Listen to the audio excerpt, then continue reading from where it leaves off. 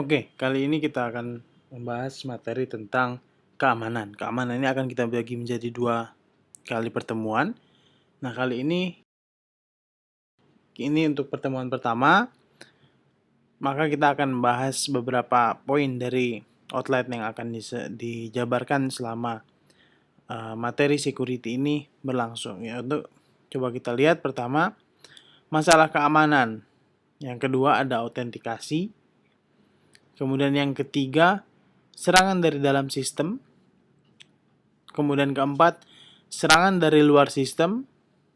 Kemudian mengamankan sistem, deteksi intrusi, dan yang terakhir ada enkripsi. Nah, dari beberapa poin ini, itu beberapa poin dari sini itu sangat penting untuk kita menggunakan komputer sehari-hari. Bagaimana kita mau membangun sebuah sistem operasi, ini penting sekali. Ya, nah, mari kita lihat untuk yang masalah pertama, masalah keamanan. Kita lihat, keamanan itu harus dilihat sebagai lingkungan eksternal dari sistem dan melindungi sistem darinya. Kalau kita lihat sebuah keamanan itu dari dalam, pasti akan kita bilang aman. Tapi apa yang terjadi? Kalau kita ngelihat dari luar, pasti ada aja celahnya. Contoh paling sangat-sangat sederhana, pernah nonton film India. Nah, oke, film India polisinya jagoan, tapi selalu datangnya terlambat. Gitu ya. Nah, menyebabkan kejahatan tetap terjadi. Gitu ya. Nah, sama. Sekarang kita di dalam, kita bilang aman, sudah saya kunci semua pintunya. Ternyata dari luar jendelanya belum ditutup. Seperti itu. Nah, ini yang jadi masalah di keamanan. Oke, dari keamanan itu sendiri ada beberapa poin yang harus diperhatikan. Yang pertama, akses yang tidak sah. Ya. Kemudian yang kedua, modifikasi yang merusak atau mengganggu. Kemudian yang ketiga, ketidakkonsistenan sistem karena kecelakaan atau ketidaksengajaan. Nah, yang perlu dipoin lebih dalam yaitu lebih mudah melindungi dari kecelakaan daripada penggunaan yang merusak. Ya. Nah, jelas-jelas kalau melindungi jelas, ya, tapi penggunaan itu masih normal, tapi ternyata merusak. Gitu ya. Nah, dari sini sendiri masalah keamanan itu punya 3 aspek yang harus didukung. Yang pertama itu disebut confidentiality atau yang disebut juga kerahasiaan. Nah, yang kedua itu integrity, keutuhan data. Ya. Kemudian yang ketiga availability, yaitu ketersediaan data. Ditambah dukungan terakhir adalah no repudiation, penggunaan yang sah. Nah, kalau di sini kita lihat akses yang tidak sah. Nah, itu sama. Gitu ya. Oke, itu masalah keamanan. Next, kita masuk ke autentikasi. Ya, autentikasi ya identitas pengguna kebanyakan diakui melalui password. Ya. Kemudian password itu harus dijaga kerahasiaannya. Coba kita lihat. Siapa yang passwordnya masih sering diubah? Ada, jangan-jangan satu password untuk semuanya lagi. Gitu ya. Karena umumnya pengguna internet, pengguna apapun itu yang membutuhkan autentikasi, biasanya passwordnya sama atau PIN-nya sama. Atau lebih gampang lagi, kita lihat poin nomor 2, menggunakan password yang tidak bisa ditebak. Jangan-jangan makainya nanti tanggal lahir. Ya. Paling umum sekali itu tanggal lahir ya. Tanggal lahir, kemudian nama pacar kalau sedang pacaran atau nama anak. Gitu ya. Penggunaan password yang tidak bisa ditebak itu gampang sekali. Jadi kita harus hati-hati. Ya. Kemudian poin yang berikutnya adalah kita harus menok semua percobaan akses yang gagal.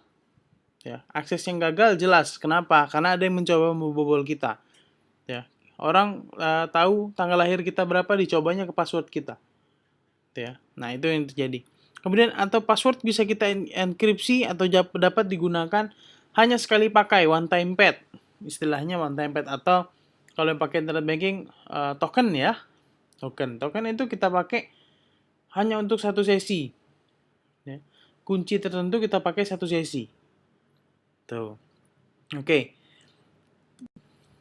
Fungsi satu arah.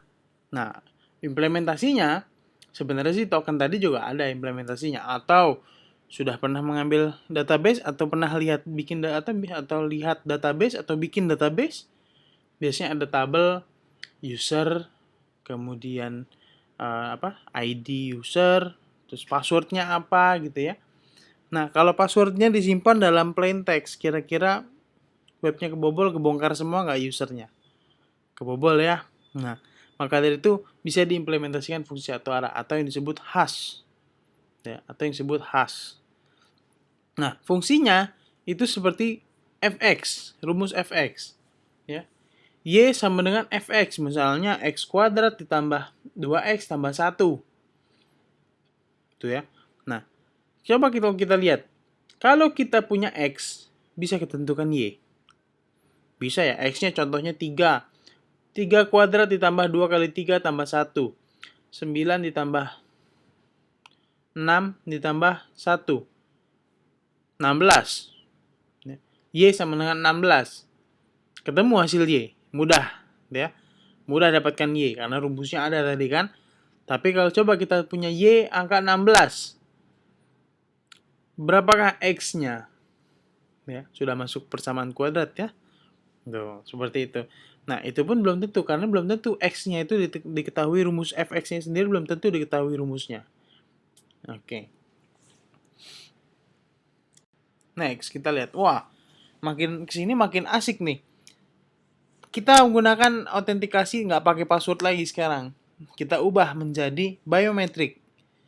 Ya, biometrik, wah banyak sekali kalau kita cerita tentang biometrik. Kalau di sini peralatan untuk mengukur panjang jari.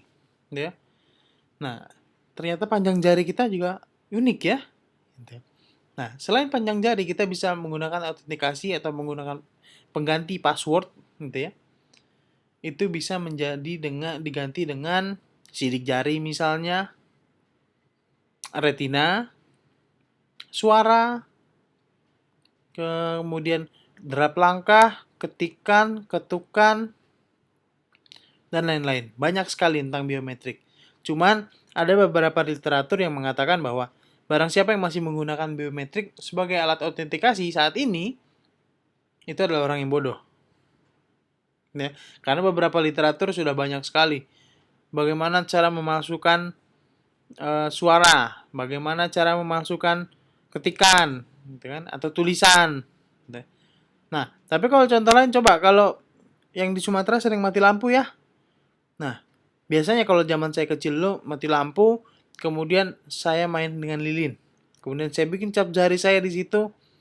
Kemudian muncullah cetakan cap jari saya. Itu bisa jadi sudah langkah awal untuk membuat sidik jari palsu ya. Oke. Kita next, masuk ke serangan dalam. Serangan dalam, ya, ada beberapa poin. Kuda Troya, pencurian login, trapdoor, kemudian stack and buffer overflow. Ya, kita lihat.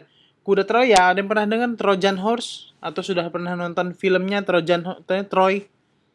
Ya, oke. Troy, contohnya ini bisa kita tonton di filmnya langsung, karena memang ceritanya masih persis dengan konsep kuda Troya yang ada di komputer. Nah, kita sebagai user mendownload sebuah program atau sebuah aplikasi atau sebuah apapun dari internet yang itu memang benar adanya, ya, seperti freeware yang memang ya benar-benar bisa dipakai lah. Tapi ternyata freeware yang kita download tadi itu mengandung program jahat lainnya. Ya. Dalamnya ada code-nya, ada yang lain. Ketika kita install, dia ikut terinstall. Ya. Oke, menempatkan program utilitas yang telah diubah di komputer korban. Kemudian menjebak pengguna untuk menggunakan program tersebut. Kurang lebih seperti itu. Itu Trojan Horse gitu ya. Dia memaksa menggunakan aplikasi, ternyata aplikasi tadi mengandung aplikasi jahat lainnya. Oke. Next, pencurian login. Pencurian login, ini mah sudah standar sekali ya, sering ada di web-web tertentu. Ya. Seseorang membuat sebuah laman web itu menyerupai web aslinya. Ya. Menyerupai web aslinya. Sekarang masih ingat kasusnya Klik BCA? Ya, pernah mendengar atau pernah mungkin merasakan kali ya. Nah, internet bankingnya BCA itu dipalsukan. Dia buka orang lain, si penyerang itu membuka halaman baru, cuman berbeda kata, dari klik jadi klik, menghilangkan huruf C. Ya. Nah, ternyata orang lain yang lain yang menggunakan tidak awas dengan apa yang terjadi. Akhirnya apa? Orang tetap melakukan login. Padahal setelah dia login, datanya di-capture, datanya diambil, disimpan. Nah, ini sudah bisa tahap awal untuk bagaimana cara mencuri ya. Nah, kurang lebih seperti itu. Itu pencurian login. Berikutnya ada bom logic. Nah, bom logic ya ketika nanti kita bekerja di sebuah perusahaan, kita disuruh coding gitu ya. Disuruh coding, ternyata kita menyusupkan sebuah codingan-codingan kesalahan yang disengaja gitu ya. Buat jaga-jaga nanti kalau saya dipecat ya, bomnya bisa apa? Codingannya bisa saya berantakin. Ya. Misalnya Facebook tiba-tiba rusak gitu ya karena seseorang dipecat di sana. Itu bom logic. Kemudian trapdoor, silakan di tracing dulu. Ya. Yang sebelah kiri itu code normal, sebelah kanan itu ada trapdoornya. Ya. Bisa kita lihat di baris ke 8 atau 9. Ya. Yang di sebelah kanan itu yang di code dengan tambahan trapdoornya ditambahkan if v or string cmp strcmp name zzz sama dengan 0 ya, break. Itu di bypass karena konsepnya adalah if true or false. Jawabannya pasti true ya. Nah, jadi jika true, break. Ya, keluarkan. Jika true, kerjakan yang lain. Dia menipu. Ya. Kalau yang di sebelah kiri A, jawabannya pasti harus true atau false. Ya. True or false. Jadi hanya ada dua kemungkinan. Tapi ketika kita lihat yang di B, ya, di B sudah ada dua parameter. Tinggal kita tambahkan or, artinya true false, true false true, true false false. Artinya kita punya 3 kemungkinan untuk atau 75% kita bisa mendapatkan true. Ya. Tinggal kita pasangkan or, kemudian anything kita false-kan saja nggak masalah, maka hasilnya true. Trapdoor-nya jalan. Ya, trapdoor-nya jalan, bisa kita lanjutkan. Oke, buffer overflow dia memanfaatkan kesalahan dari program gitu ya. Ketika programnya berjalan, ternyata buffernya kosong, kemudian dia akan mengisi buffer tersebut dengan aplikasi-aplikasi lain atau codingan lain. Nah, coba kalau kita lihat di sini, contoh program berbug. Kira-kira bugnya di mana? Input A, input B, C sama dengan A per B, kemudian output C. Nah, ini sebenarnya betul, gitu ya. Nah, yang mana yang harus diperbaiki kira-kira? Tentunya ini A, B, C sudah dideklarasikan dulu di atasnya. Oke, kita lihat. Oke, input A, input B, kemudian yang terjadi apabila B-nya bernilai sama dengan 0, pasti akan jadi masalah. Ya, pasti akan jadi masalah. Ketika B sama dengan 0, maka A dibagi dengan 0 pasti error atau apa? Pembagian tak hingga ya. Nah, ini yang jadi permasalahan. Maka dari itu kita harus tambahkan jika B-nya sama dengan 0, maka out. Ya. Jika tidak, C-nya sama dengan A dibagi B. Baru keluarkan outputnya. Oke, kurang lebih untuk pertemuan pertama seperti itu dulu. Ya. Nanti akan kita lanjutkan dengan pertemuan kedua tentang virus dan beberapa jenis serangan lainnya. Oke, terima kasih.